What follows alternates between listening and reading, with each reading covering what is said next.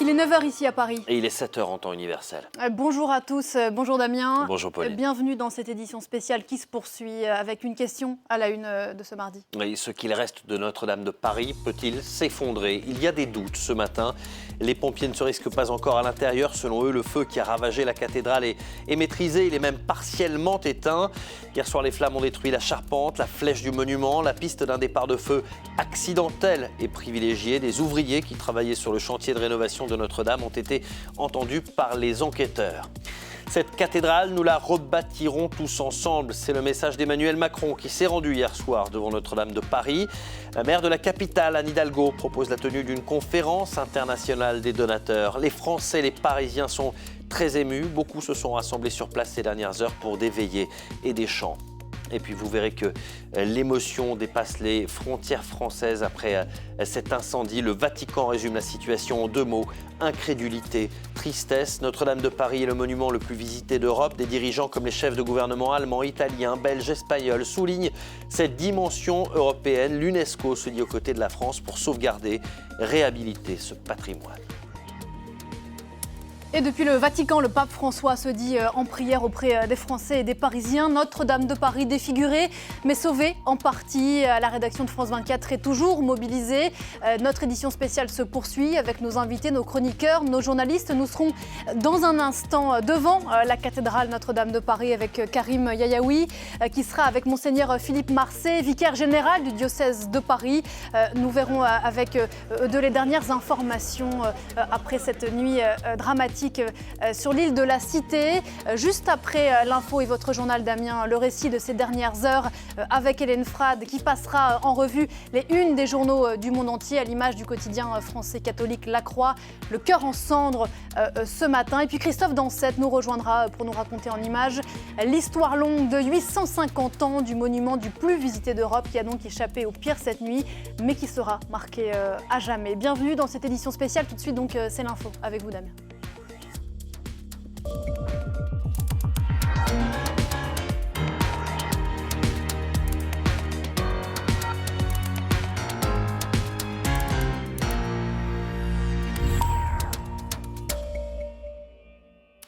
Ce matin, les Parisiens découvrent donc les ruines de leur cathédrale en cendres. Hier soir et la nuit dernière, Notre-Dame de Paris a donc été ravagée par un terrible incendie. Pendant plus de 10 heures, les flammes ont détruit notamment le toit, la charpente, la flèche ou encore le cœur de l'édifice. Ce matin, les pompiers affirment que le feu est maîtrisé. Il est même partiellement éteint. Pour l'instant, il ne se risque pas dans Notre-Dame. Le secrétaire d'État à l'Intérieur, Laurent Nunez, a des doutes sur la résistance de la structure. Écoutez. Là, le sujet maintenant, le péril du feu étant écarté, c'est le sujet bâtimentaire, savoir comment la structure va résister au très grave incendie de cette nuit.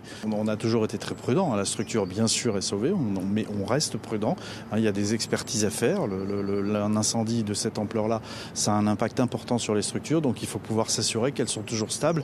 Et déjà dans un premier temps, pour permettre à nos hommes, aux hommes de la brigade des sapeurs-pompiers de Paris, de pouvoir de nouveau pénétrer à l'intérieur. Ils l'ont fait cette nuit avec beaucoup de courage dans les tours pour pouvoir attaquer le sinistre de l'intérieur, pour éviter justement qu'elle ne s'effondre. Et sans cette action menée au péril de leur vie, sans doute se serait-elle effondrée. Donc je veux à nouveau saluer devant l'ensemble de vos téléspectateurs le courage et la détermination de ces sapeurs-pompiers qui se sont engagés au péril de leur vie. Et j'insiste là-dessus. Et on retrouve tout de suite Karim Yayaoui dans le centre de Paris, près de Notre-Dame. Karim, vous êtes en compagnie d'un invité. Oui, je suis en compagnie de Monseigneur Philippe Marcet, vicaire du diocèse de Paris. Alors on vient d'entendre les inquiétudes sur notre antenne qui planent autour de la structure de l'église, de Notre-Dame, pardon. Est-ce que vous êtes inquiet? Est-ce que vous avez des informations en ce qui concerne cet élément-là? Non, mais les pompiers font tout ce qu'ils peuvent depuis hier soir. La structure, on n'aura pas accès ni pour nos célébrations de Semaine Sainte, ni pour aucune célébration pendant probablement plusieurs mois et peut-être années, le temps de reconstruire tout ça. Je me sens très sécurisé au milieu des pompiers et au milieu des jugements des personnes compétentes qui interviennent sur le site depuis hier soir. Donc peut-être que je pense qu'ils ont évité le pire en mettant plein d'eau autour des deux Des 2 tours que vous voyez derrière nous, là, ils ont évité que le beffroi, que les cloches puissent tomber, s'effondrer. Et parce que si les cloches tombaient, les 2 tours tombaient. Et là, comme vous le voyez derrière nous, on a l'impression d'une église qui est presque normale, quoi. Mais c'est juste l'enfer derrière, quoi. Alors justement, vous étiez à quelques mètres de l'entrée de Notre-Dame hier. Vous avez entreaperçu l'intérieur? Alors oui, vers 11h30, il y a un pompier qui nous a autorisé à quelques-uns à aller voir l'intérieur de l'église, mais sans pouvoir y entrer parce que on aurait été intoxiqués. Il y avait une vision d'abord comme un bombardement. Enfin, moi qui n'ai jamais vu de guerre, il y avait un trou en haut du chœur, dans la toiture. Il y avait des flamèches de plomb fondu qui tombaient du haut. Il y avait le noir partout. Et puis les pompiers avaient introduit un robot hydraulique pour pouvoir arroser l'intérieur de l'église, l'intérieur de la cathédrale. Et ce robot avait aussi de la lumière. Et à un moment, j'ai vu cette image assez impressionnante de la grande croix dorée qui est dans le fond de l'église, dans le fond de la cathédrale, qui était illuminée par ce projecteur. Et à côté, Notre-Dame du Pilier, qui est une statue en pierre qui est là depuis des années et qui est très vénérée par tous ceux qui viennent prier. Voilà. L'enfer, le feu, la croix et Stabat Mater Dolorosa à côté, toute une image, tout un symbole. Alors, je vous ai entreaperçu tout à l'heure discuter avec pas mal de gens. Certains vous font part de leur désarroi ce matin encore. C'est un désarroi, c'est une émotion qui est mondiale, j'ai l'impression. Enfin, il y a des journalistes de partout qui sont là.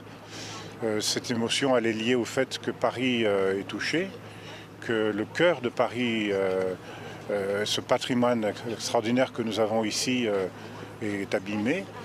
Et pour beaucoup d'entre nous qui sommes croyants ou qui sommes des êtres qui avons une dimension spirituelle en nous, on sent bien qu'il y a quelque chose de notre âme qui est touché.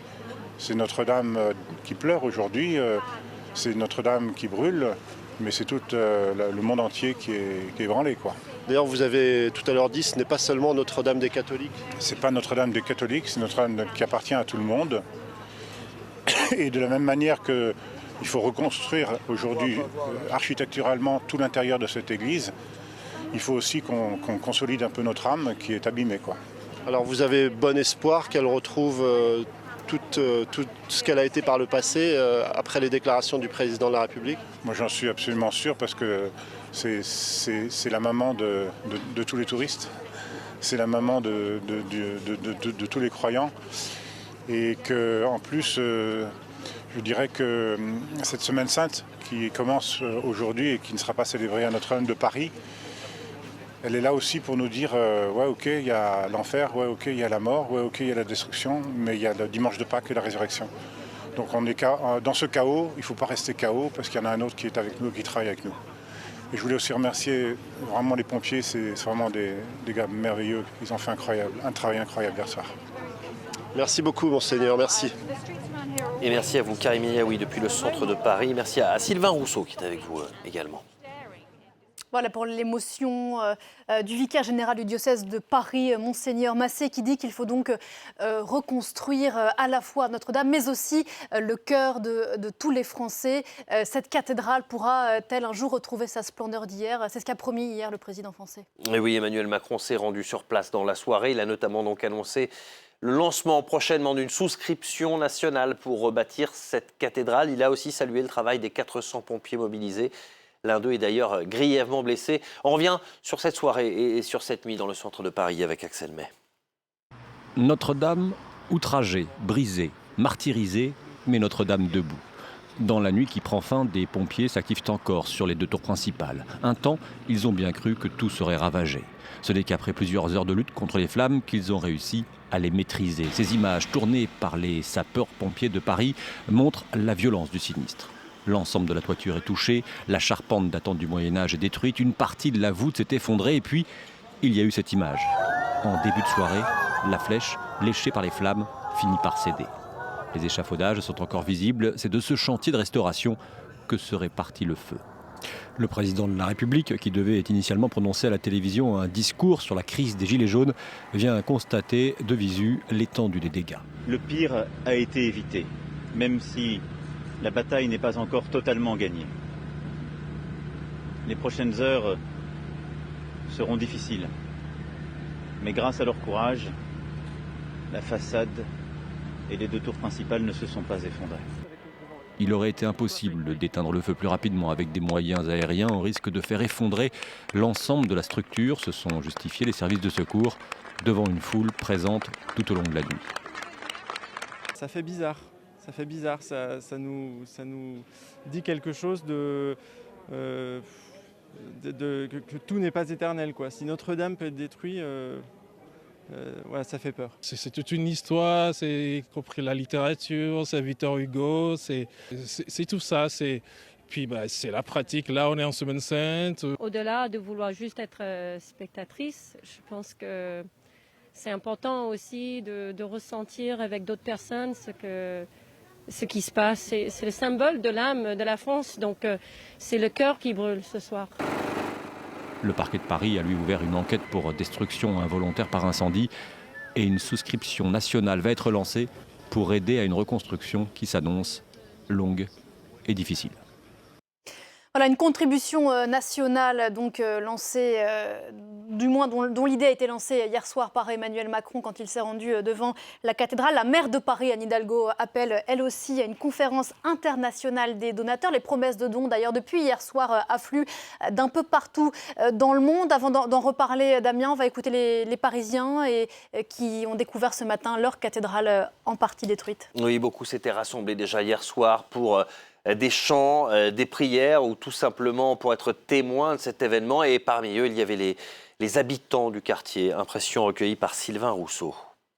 Bah oui, chaque matin je le vois, même de terrasse où je bosse, je le vois, la nuit, je fume ta cigarette. C'est des souvenirs, c'est des choses de la France. Ça fait mal au cœur. Moi, ça m'a attristé, quoi. C'est comme un témoignage, vous voyez, de toute l'histoire de la France et puis au-delà, de la chrétienté, si on n'est pas croyant, de toute l'histoire, puis le trésor architectural, quoi. La pureté de Notre-Dame, quoi. Grâce à Dieu, la façade est intacte. Voilà, donc j'ai pas pu dormir, quoi. Voilà donc pour ces premières impressions ce matin à Paris, à nos côtés, pour en aller plus loin, Cyril Payen. Cyril, pour l'instant, il est très tôt pour envisager l'avenir. On parle de reconstruction pour l'instant, mais il y a déjà des doutes sur l'état de la structure. Que sait-on pour l'instant ? Oui, un optimisme qui est de mise ce matin, si on compare évidemment avec cette nuit, mais un optimisme extrêmement prudent. Comme le disait d'ailleurs le vicaire, on a probablement évité le pire, mais on a frôlé le désastre. Donc il faut être extrêmement prudent. D'ailleurs, le secrétaire d'État à l'intérieur, Laurent Nunez, l'est également, puisqu'il est vrai que depuis 3 heures du matin, les feux sont circonscrits, mais il y a une phase extrêmement dangereuse de refroidissement. Dans les faits, ce qu'on sait, c'est que par exemple le beffroi, où les 2 tours qui sont tournées vers Jérusalem, qui sont hautement symboliques, sont sauvées, bien qu'elles refroidissent. Mais les photos qu'on a pu voir à l'aube de l'intérieur en disent long sur l'étendue des dégâts. Alors qu'est-ce qu'il s'est passé ? Et c'est là aussi qu'on salue encore, et le président français l'a fait, les autorités d'un peu partout dans le monde le font aussi, l'héroïsme et la rapidité d'action des 400 sapeurs-pompiers. Il y a une véritable noria qui s'est d'organiser une chaîne humaine pour sauver les trésors qui regorgent dans cette cathédrale qui date de 800 ans, alors qu'il y avait ce feu dans les combles qui date de 1220 et qui est certainement le problème. Hein. Le feu a pris très rapidement. On sait que des reliques extrêmement anciennes datant de Saint-Louis ont pu être sauvées. Il y a eu cette chaîne humaine pour sauver ce qui était sauvable, mais il y a certainement des tableaux, des œuvres qui n'ont pas pu l'être. Mais encore une fois, il est un peu tôt pour faire des bilans, mais il y a plutôt un optimisme prudent ce matin, alors qu'il y a une réunion d'experts qui vient de commencer pour parler reconstruction. On a vu à l'instant à l'antenne, Cyril, derrière vous, effectivement certaines de ces reliques qui ont pu être sauvées. On ne sait pas à cette heure si certains des tableaux qui étaient accrochés d'une certaine façon, collés au mur de la cathédrale, ont pu être sauvés. Peut-être un mot de la flèche de Viollet-le-Duc qui, elle, est tombée assez rapidement dans la soirée sous les cris des Parisiens. Effectivement, et c'est ce qu'exprimait le vicaire sur notre antenne il y a quelques minutes. Quand il est entré, il a pu faire partie des rares personnes à avoir un accès ce matin, ce trou béant, tellement symbolique, tellement important, qui illustre l'étendue de cette tragédie, alors que c'est vrai que de l'extérieur, si c'est l'enfer, c'était ces mots d'ailleurs, c'est l'enfer à l'intérieur, à l'extérieur, grâce au travail sans relâche et l'héroïsme des sauveteurs, des sapeurs-pompiers, eh bien, il y a une façade qui est sauvée pour l'instant, mais un trou béant, et donc une reconstruction qui va s'étaler sur des années, des dizaines d'années, on ne sait pas encore, et qui va coûter évidemment beaucoup d'argent. Merci beaucoup Cyril. Les pompiers de Paris, dont on rappelle, Damien, vous le disiez tout à l'heure, que l'un d'entre eux a été grièvement blessé, notamment à cause des coulées de plomb qui sont tombées du toit de la cathédrale. L'émotion, évidemment, est immense encore ce matin. Dès hier soir, elle a saisi toute la capitale française. Et bien au-delà de la France, le pape François exprime ce matin sa solidarité et ses pensées. Il dit, je cite, « Priez pour les catholiques français et la population parisienne ». Et il les assure donc de ses pensées et de sa prière, des réactions qui vont bien au-delà de celles du Vatican. Oui, le Vatican parle d'incrédulité et de tristesse. Notre-Dame de Paris, c'est le monument le plus visité d'Europe et évidemment, les principaux dirigeants européens ont réagi ces dernières heures, souligné cette dimension européenne. Tour d'horizon de ces réactions avec Nina Masson.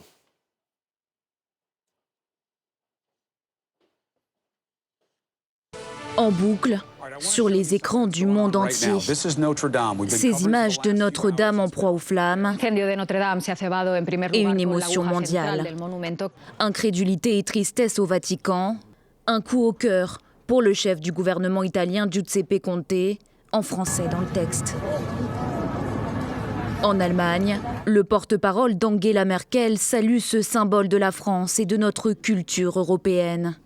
Et le monde entier est solidaire de Paris, au-delà des frontières de l'Europe jusqu'à Tokyo, où le gouvernement propose de prêter main forte. La cathédrale de Notre-Dame est vraiment un patrimoine mondial. Et si les gouvernements français demandaient de l'aide, de quelque manière que ce soit, le gouvernement japonais étudierait cela avec détermination.